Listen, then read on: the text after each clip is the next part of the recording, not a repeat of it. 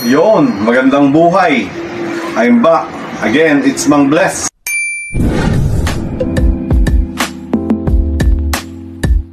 Para sa Real Talks.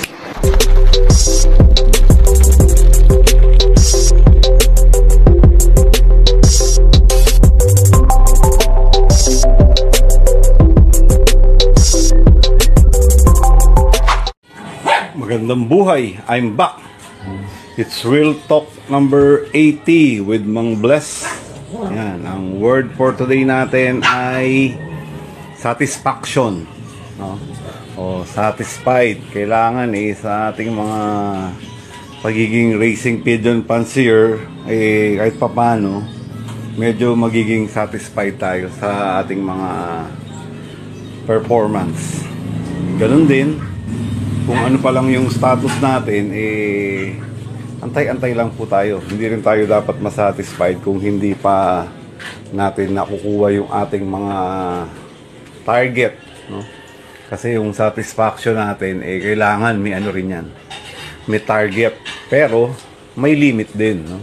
Kasi kapag mga minsan, yan, nakapag matnog champion ka na, mga first overall, north saka south, medyo kailangan balance rin yung ating satisfaction, no? Kasi baka mapunta tayo sa greedy side, no?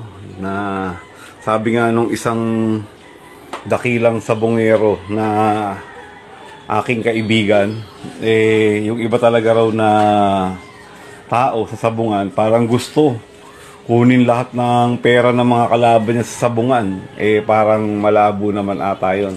Kailangan daw minsan masatisfied tayo sa mga small wins o kung mga bonus ay mga big wins.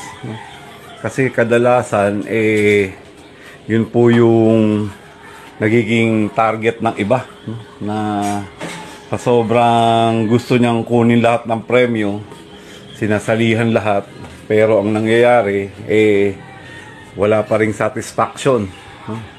Kaya sa mga pag-evolve natin sa pag-satisfied yan, sa mga OLRs naman tayo, mga lap una, tapos mga overall na, yan, kailangan lang ganyan ng mga ano natin, mga konting target ng satisfaction.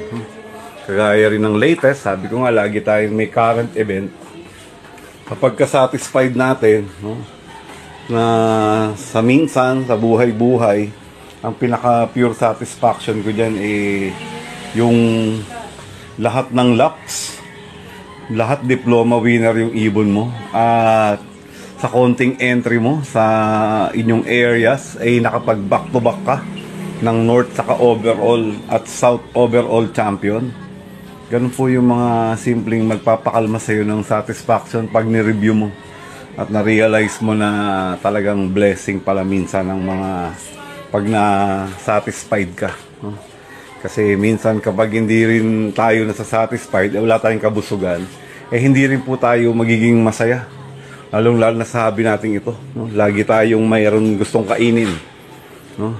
Minsan ay nagiging ano na natin, nagiging redirection na, no? Kasi sa pag-satisfied yan, gaya po, isa po niya, naalala ko lang, no? Sa isang season, hindi po nagkaroon ng awarding. Kasi medyo na-tsambahan natin halos lahat ng prizes, konti na lang po mapupunta sa iba at konti na lang ang attend ng awarding. Pero as this moment, syempre, kailangan nag-i-evolve tayo sa ating satisfaction. Ngayon po, yan, nasasatisfied ako sa mga nakikita ko mga report na kung tawagin ko ay flag bearers, at marami na rin pong syempreng gumagaya, at nasasatisfied po ako ron dahil yun na po yung nagiging pattern ng ating breeding.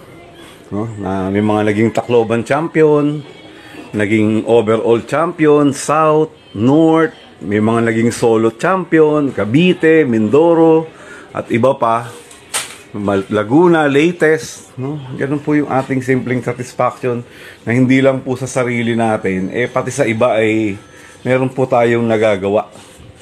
Ganyan lang po yan. Sa ating buhay-buhay, yan, mga simpleng satisfaction, makarating kayo ng Hong Kong, at mga achievement din ng mga anak-anak natin, kailangan po i-ano natin yan. Lagi nating i-review para kung sa mga panahon na tayo ay hindi na satisfied sa nangyayari sa buhay natin, ganun pala tayo ka-bless. Kung importante kasi lahat yan, dyan galing yan. Kailangan masatisfied tayo na alam natin na galing lahat sa Diyos. At sa ating panalangin ng ating satisfaction. Kaya lagi ko nang sinasabi, ako ang inyong safeguard para sa inyong konsensya. At para ipaalam ko na walang swerte, kundi lahat yan ay biyaya. At pinagtatrabahuan po yan. Hindi lang po basta darating yan. Kailangan po ay para masatisfied din po tayo. Kailangan gawin din natin yung best effort natin. At si Lord na ang magdi-decide kung para sa atin yan. Pero pag nasatisfied tayo, ay happy tayo. Lalong-lalo na po sa mga status ng derbies. Ngayon, marami pong masaya dahil magaang pa. Pero maging satisfied na tayo dahil marami na rin naman po napingas. Pero tayo ay maganda pa rin naman ang mga nagiging resulta. Kalmahan lang po natin. No? Kasi sa mga yan, darating po yan. Yung mga South, mga overall ng mga OLRs, na pag yan ang mga tinarget mo, darating po talaga yan. Basta yung ating mga not so good lang na reaction, para hindi tayo masatisfied, isang tabi muna natin yan. At lagi nating tignan yung sarili lang natin. Kasi kapag makikita po natin yung reflection natin yan sa iba, na lagi silang yung iba lang ang nakikita at naipapansin, kailangan tignan-tignan lagi natin yung sarili natin. Para sa sarili natin tayo ay masatisfied. At dahil dyan, November 2 po ngayon. Peace. Thank you.